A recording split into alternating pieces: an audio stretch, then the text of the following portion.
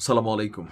খুবই খুবই খারাপ সংবাদ। আমি যতদূর বুঝতে পারছি হয়তো আজকে রাতেই আপনারা দুঃসংবাদটা পেতে যাচ্ছেন। মধ্যপ্রাচ্যের যে আরব সাগর আছে, সেখানে মার্কিন যুক্তরাষ্ট্রের নৌবাহিনীর ২য় বহর এসে পৌঁছে গেছে। আসসালামু আলাইকুম, সবাই কেমন আছেন? আশা করি ভালো আছেন। আপনারা সবাই ভিডিওর শুরুতে ভিডিওর কিছু অংশবিশেষ দেখে বুঝতে পেরেছেন ভিডিওটা কতটা গুরুত্বপূর্ণ। তাই আর বেশি কথা না বাড়িয়ে চলুন আমরা মূল আলোচনায় চলে যাচ্ছি। তার আগে সবাইকে রিকোয়েস্ট করব, যারা আমাদের চ্যানেলে নতুন আছেন প্লিজ সবাই সাবস্ক্রাইব করে সাথে থাকুন। চলুন ভিডিওটা দেখি। আসসালামু আলাইকুম। খুবই খারাপ সংবাদ। আমি যতদূর বুঝতে পারছি হয়তো আজকে রাতেই আপনারা দুঃসংবাদটা পেতে যাচ্ছেন। মধ্যপ্রাচ্যের যে আরব সাগর আছে, সেখানে মার্কিন যুক্তরাষ্ট্রের নৌবাহিনীর ২য় বহর এসে পৌঁছে গেছে। এর পাশাপাশি আরও বেশ কিছু যুদ্ধজাহাজ এবং কি বিমানবাহী যে রণতরী, ডেস্ট্রয়ার, ক্যারিয়ার, ফ্রিগেটার আরও যেগুলো আছে সেগুলোর ব্যাপক উপস্থিতি, এমনকি স্পেশাল চৌকস একটা বাহিনীকে মুভমেন্ট করিয়েছে মার্কিন যুক্তরাষ্ট্র। আর এর মধ্যেই খবর হচ্ছে যে আপনার আমাদের ইরানের ভাই বোনেরা রাতের বেলা ঘুমোতে পারতেছে না। আমি যখন নিউজটি করছি, সারা দেশ জুড়ে আতঙ্ক ছড়িয়ে পড়েছে, মার্কিন হামলার আতঙ্ক। দরজা জানালা সিল করে রাখা হয়েছে, খাবার পানি মজুদ করছে ইরানিরা, কারণ যে কোনো সময় একটা বড় ধরনের ঘটনা বা যুদ্ধ ঘটলে তখন সবার আগে যেটা সমস্যা দেখা দেবে সেটা হচ্ছে খাদ্য। সো ইরানিরা প্রচুর পরিমাণ খাদ্য মজুদ করছে।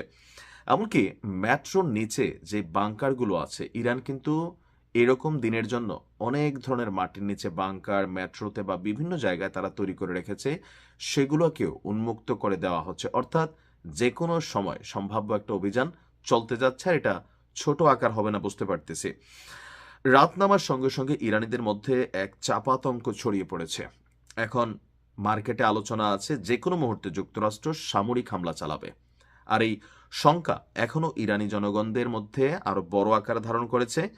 নিজেদের জানালাগুলো তারা শক্তভাবে বন্ধ করে দিচ্ছেন, প্রয়োজনীয় খাবার এবং পানীয় তারা মজুত করছেন। ইরানের জনগণ বলছে যে অপেক্ষা করছিলাম কখন আঘাতটা আসবে, সকাল পর্যন্ত ঘুমোতে পারছি না, বারবার জেগে উঠছি, বিস্ফোরণের কোনো শব্দ শুনি কিনি না। সেটাই কান পেতে শুনছিলাম। রাতে কি হয় দেখা যাক। আপনাদের খেয়াল থাকা দুইটা যখন বিস্ফোরণের ঘটনা ঘটছে দুইটা বড় শহরে, মানুষের মধ্যে আতঙ্ক কিন্তু ছড়িয়ে পড়েছে, যদিও এ নিয়ে নানান বক্তব্য আপনার এখানে সামনে আসছে। তো অনেকে বলছেন যে মানুষের আচরণ দেখে মনে হচ্ছে সবাই মানসিক ভারসাম্য হারাচ্ছে। ওরা ভাবছে যুক্তরাষ্ট্র হামলা করলে সব ঠিক হয়ে যাবে।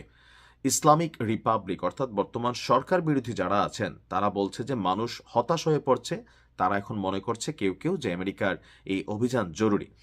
আবার গত এক সপ্তাহ ধরে ওয়াশিংটন ইরানের বিরুদ্ধে যে অবস্থান নিয়েছে, এতে ইরানেরও সামরিক তৎপরতা জনগণের মধ্যে টেনশনের কারণ তৈরি করছে। অর্থাৎ ইরানও তাদের যে সেনাবাহিনীকে তৈরি করা, বিভিন্ন সমুদ্রের নিচে মিসাইলের সুড়ঙ্গ উন্মুক্ত করে দেওয়া, হরমুজ প্রণালীতে মহড়া তৈরি করা, রাষ্ট্রীয় বিভিন্ন গুরুত্বপূর্ণ স্থানগুলোতে আকাশ পত্রিকা সিস্টেম অ্যাক্টিভ করা, বা এই যে ধরনের একটা যুদ্ধ পরিবেশ, এটা মানুষের মধ্যে আরো ভয়ের জায়গাটা তৈরি করে ফেলেছে।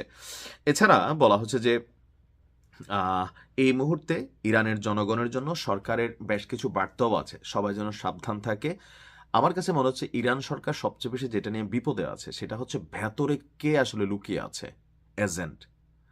ইরানে যতবারই অভিযান চালানো হয়েছে আপনি দেখেন, বীরদের যারা প্রধান আছে বা আরও বিভিন্ন সময় যতগুলো অপারেশন হয়েছে, ভেতর থেকে তথ্য বের হয়ে যাচ্ছিল যে কে কোথায় আছে, কোথায় অবস্থান করতেছে।